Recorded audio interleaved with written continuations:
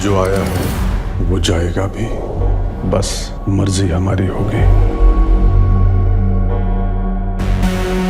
इतना पॉपुलर बना दिया कि मैं दुनिया का जिस हिस्से में जाता हूँ लोग कालीन भैया के नाम से बुलाते हैं। कुंभ मेला में पहुंचने वाले सब साधु नहीं होते हैं, कुछ चोर भी आते हैं वहाँ, और वहाँ पहुंचने वाले सब चोर नहीं होते हैं, साधु भी आते हैं। मुश्किल हो गया सेंस और नॉनसेंस को बांट पाना कि कहाँ सेंस है कहाँ नॉनसेंस है। तो सब एक साथ हो गए हैं, सेंस नॉनसेंस की हम उसको पहचानने की क्षमता हम खोते जा रहे हैं। बहुत ज़रूरत है, मतलब हमें इम्प्रूव करने की, हमें इवॉल्व होने की, हमें बेहतर होने की, समाज के तौर पे, इंडिविजुअल के तौर पे। यही तो जीवन है। तो क्या बोलते हैं कलिन भैया अगले चरण में? काफी कुछ मजा है, ड्रामा बहुत है, कॉन्स्पिरेसी बड़ी है, प्लॉट बड़ा हो रहा है, और नए किरदार आ रहे हैं। कालीन भैया की चुनौती, मुश्किलें, षड्यंत्र, सब कुछ बड़ा है, सब कुछ इंटरेस्टिंग है, मजेदार है इस बार। मैंने कहीं सुना था कि आपने ही शायद कहीं कहा है कि जब आप कॉमेडी करते हैं तो लगता है चलो फ्लो में निकल रहा है, वो कहीं ना कहीं आपके अंदर भीतर बैठा हुआ है, आप उसे एंजॉय बहुत ज्यादा करते हैं। लेकिन एज एन एक्टर बहुत सारे किरदार करने होते हैं, एक्सप्लोर भी करना होता है। तो ये जो रूप है, ये रूप को ढालने में, या ये रूप आपके लिए आपके अंदर कितना समा पाया मिर्जापुर के दौरान? कॉमेडी थोड़ा आसान होता है मेरे लिए, क्योंकि मैं खुद हंसने वाला और मस्ती पसंद आदमी हूँ। मैं चाहता हूँ लोग, दुनिया में संसार का हर आदमी मुस्कुराता रहे हमेशा। तो बट ऐसे ब्लैक ग्रे या थोड़े डार्क रोल करने में थोड़ी सी एक्टर को भी क्राफ्ट की ज़रूरत पड़ती है, क्योंकि आम जिंदगी में मैं इतने गुस्सैल नहीं है, हमने अपने गुस्से पे कंट्रोल कर लिया है, या हम किसी के साथ बुरा नहीं कर सकते। तो थोड़े डार्क कैरेक्टर में एक्टर को मेहनत ज़्यादा लगती है, ऐसे ग्रे रोल्स में जैसे कालीन भैया है। बट कॉमेडी में मेहनत कम लगता है, और आप खुद भी हंसते हैं करते हुए, मजे लेते हैं। सेम टाइम मैं एक सटल ह्यूमर कालीन भैया में भी रखा हूँ, एक अंडर करेंट ह्यूमर इनमें भी है कालीन भैया में, जो बहुत वियर्ड किस्म का है। उसके बिना आप नहीं चल सकते, मतलब आप मुझे लगता है वो कहीं ना कहीं आप लेकर के ही चलते हैं, वो ह्यूमर दिखेगा। मुझे क्योंकि लगता है वो भी कोई ऑडियंस ऑडियंस को ना कुछ भी सीरियस बात करने के लिए इंगेज करना जरूरी है, और इंगेज करने के लिए ह्यूमर जरूरी है, कि हम आपको अपनी तरफ खींच लें कि आओ मैं कुछ बोल रहा हूँ। तो आप जब मुस्कुरा दोगे तो मेरी बात को ध्यान से सुनोगे।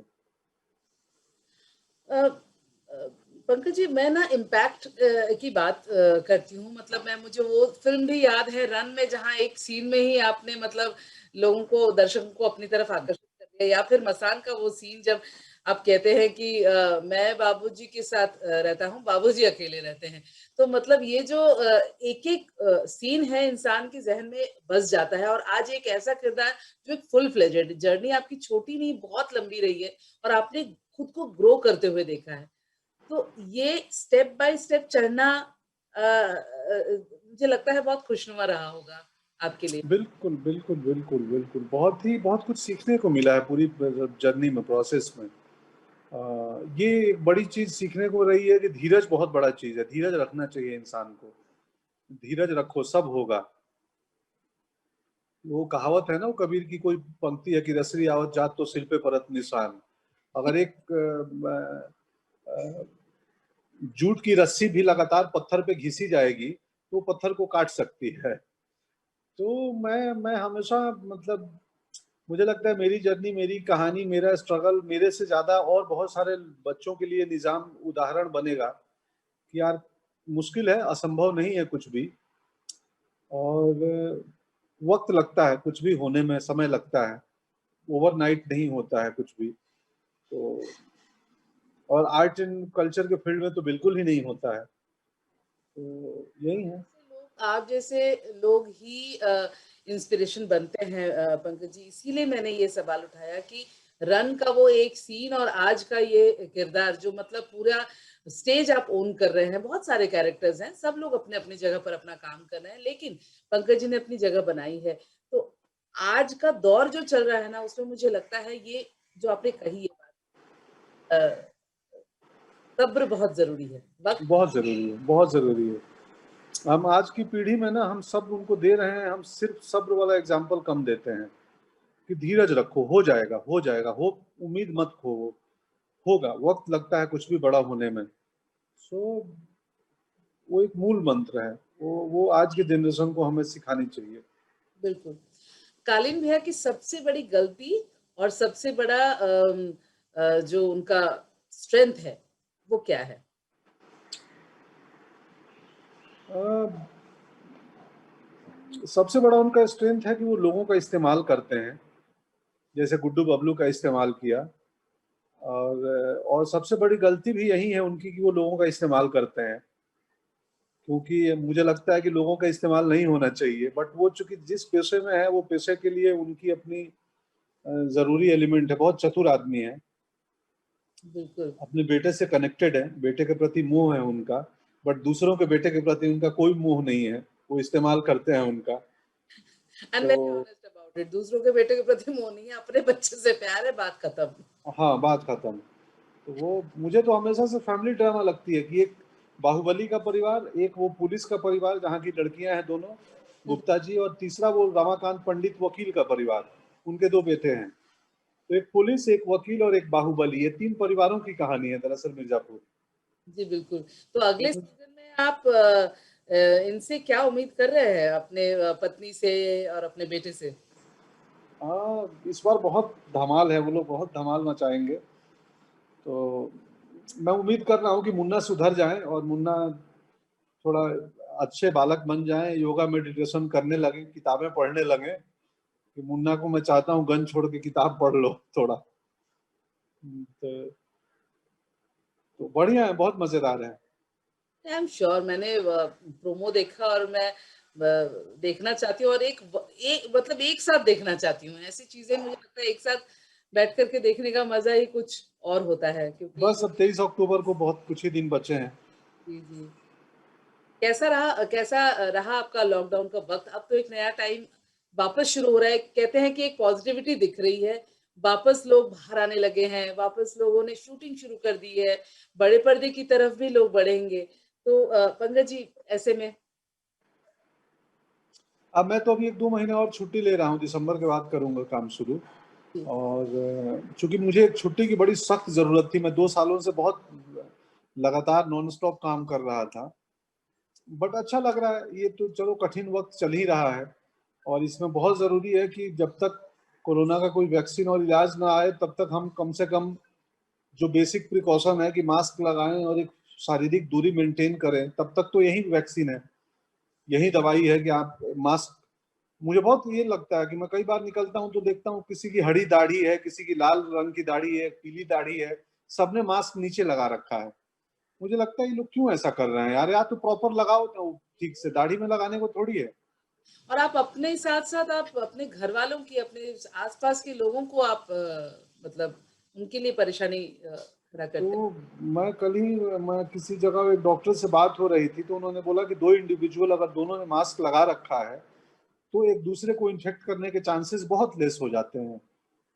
कि अगर आपने मास्क लगाया है और 3-4 फीट 5 फीट की दूरी पे बातें कर रहे हो, तो दोनों ने मास्क लगाया हो, तो मुझे लगता है मास्क को और एक शारीरिक जो फिजिकल डिस्टेंसिंग को हमें गंभीरता से पालन करना चाहिए। और ऑफ कोर्स दुनिया है, बहुत सारी समस्याओं से, क्राइसिस से निकले हैं, इससे भी निकल जाएंगे।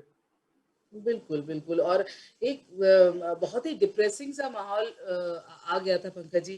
ख़ास तौर पर मतलब हिंदी सिनेमा को तो बहुत अलग-अलग तरीके से अभी हम लोगों ने देखा है, जो कि इतने सालों में नहीं देखा था। और अब जैसे अक्षय कुमार भी अभी आए हैं बाहर, उन्होंने भी कहा है कि सभी खराब नहीं होते, हर फ़ील्ड में हर तरह के लोग, ऐसे में जनरलाइज़ करना सही नहीं है। आप क्या कहेंगे पंकज जी? बिल्कुल, बिल्कुल। कि हर जगह अच्छे लोग हैं, हर जगह बुरे लोग हैं, किसी भी सेक्टर में। जैसे मैं अभी बोल रहा था कि प्रयाग अपना कुंभ मेला में पहुंचने वाले सब साधु नहीं होते हैं, कुछ चोर भी आते हैं वहां, और वहां पहुंचने वाले सब चोर नहीं होते हैं, साधु भी आते हैं। तो जनरलाइज नहीं कर सकते हैं आप किसी भी फील्ड को। तो वही है कि यहाँ अच्छे लोग भी हैं, बुरे लोग भी हैं, हर किस्म के लोग हैं। और वो आप पे डिपेंड करता है कि आप जैसे मुझे तो आज तक कोई बुरा व्यक्ति मिला ही नहीं जीवन में।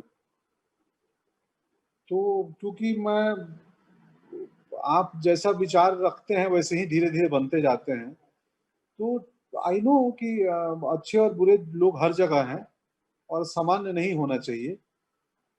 उस तरीके से देखा जाना चाहिए।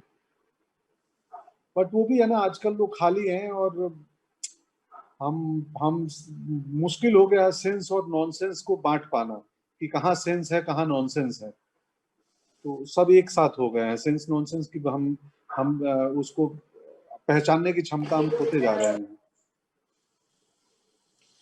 मैं पूछ रही थी कि जिस तरीके से जब हमारे तरफ बहुत सारी बातें उंगली उठती है कि आपने ये किया, आपने वो किया, ऐसा है, वैसा है, तो हम अपने गिरेबान में भी झाँक कर देखते हैं कि भई ठीक है, अब हम इसे कुछ अगर आप कुछ कह रहे हो सकता है हमें हमें हमें कुछ सुधार करनी है। ऐसे में आपको लगता है कि हिंदी सिनेमा में भी कुछ एक तरीके से या एक नया नॉर्मल जो हो, वो किस तरीके का हो? आप अपने ये में बोलिए, मैं नहीं चाहती कि आप दूसरे के बिहाफ़ में बात करें। आप किस तरीके से देखते हैं? दुनिया के हर विधा में, हर पेशे में सुधार की और इम्प्रूवमेंट की आवश्यकता है, ज़रूरत है और उसकी संभावना बनी रहनी चाहिए। संसार में आया हुआ कोई भी व्यक्ति परिपूर्ण नहीं है। हम इंसान हैं, तो इंसान है तो हम अपनी कमियों के साथ इंसान हैं और पूरी ज़िंदगी की लड़ाई यही होती है कि हम अपनी कमियों को एक्सप्लोर करें, ढूँढते रहें और उनको ठीक करते रहें। तो बहुत ज़रूरत है, मतलब हमें इम्प्रूव करने की, हमें इवॉल्व होने की, हमें बेहतर होने की, समाज के तौर पे, इंडिविजुअल के तौर पे। सो और वो पूरी दुनिया का यही प्रोसेस है, हम पूरी ज़िंदगी एक्सप्लोर करते हैं, एक्सपीरियंस लेते हैं, अपने आप को बेहतर बनाते हैं। तो यही तो जीवन है। बहुत ऑनेस्टली आपने सारी बातें बताई पंकज जी, एज़ यूजुअल हमेशा की तरह। बहुत-बहुत शुक्रिया आपका और मुझे लगता है इस लॉकडाउन के दौरान ये दूसरी बार है जब मैं आपसे बात कर रही हूँ। जी, बिल्कुल, बिल्कुल। जल्दी-जल्दी मिलते रहें, जल्दी-जल्दी हम आपसे बात करते रहें, सारा नया काम भी देखेंगे। जी, जी, बिल्कुल नमस्ते, ख़्याल रखें आप लोग भी अपना। मिलते हैं जल्दी। ओके, ओके, शुक्रिया दोस्त।